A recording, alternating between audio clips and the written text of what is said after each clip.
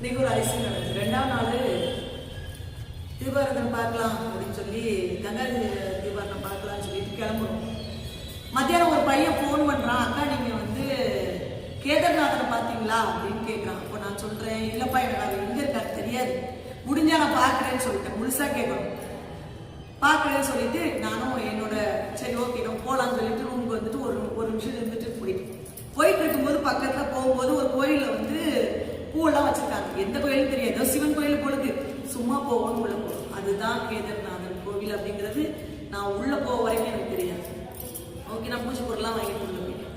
உள்ள நம்ம அரிசி பார்த்தா அபிஷேகம், பாலாபிஷேகம், அவருக்கு வந்து எல்லா தீபாவளையும், அதுபோல பஞ்சாமிரத அபிஷேகம், திருநீர் அபிஷேகம், எல்லா அபிஷேகம் பண்ண அவருக்கு பட்டு சாத்தி அவருக்கு வந்து பிடிச்ச மாலையெல்லாம் போட்டு நான் வாங்கி போட்டு மாலை கூட போட்டு தீபாவளி லைட்லாம் ஆஃப் பண்ணிட்டு எப்படி வந்து நம்ம கங்காரத்தி பார்ப்போமோ அது மாதிரி எனக்கு காட்டுறேன். அந்த அதிசயத்தை எதுவுமே சொல்ல, உலகத்துல என்னெல்லாமோ அதிசயம் இருக்குன்னு சொல்லுவாங்க, இந்த காசி மண்ணில இருந்து சொல்றேன். இதுதான் எனக்கு மிகப்பெரிய அதிசயம். சிவனை வந்து ஏத்துக்கணும், உள்ளே ஏத்துக்கணும், அவனுக்கு பிடிக்கணும். அவன் தான் அப்பா எனக்கு பிடிச்சிக்கிட்டான். அவன் நம்ம நினைச்சு பார்க்க முடியாத அளவுக்கு ஐசியத்தை கொடுப்பான்.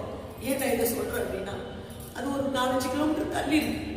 அவ்வளவு தூரம் ஏன் போற, உனக்கு நீ காட்டுறேன் அப்படின்னு உள்ள கூட்டு போயிருக்கு. அறுவரையில உட்கார வச்சா பாருங்க, உட்கார வச்சு அள வச்சு குழம்பு வச்சு என்னை பைத்தியமாக்கி, இது அவன் கொடுத்த மாலை, அவனோட மேல இருந்த மாலை. அது வந்து கேதர் அப்படின்னா மார்பகம்ன்றது அது வெளியே வந்து எனக்கு தெரியும். அவரோட மார்பில் இருக்கிற மாலை, இருக்கமோ மாலை எது கொடுத்தானே எனக்கு தெரியாது. இந்த ஐசியத்தை தான் நான் பெருமைக்காக சொல்லலை.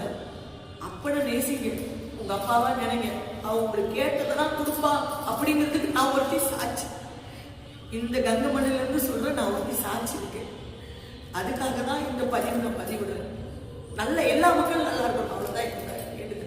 சிவாய நம.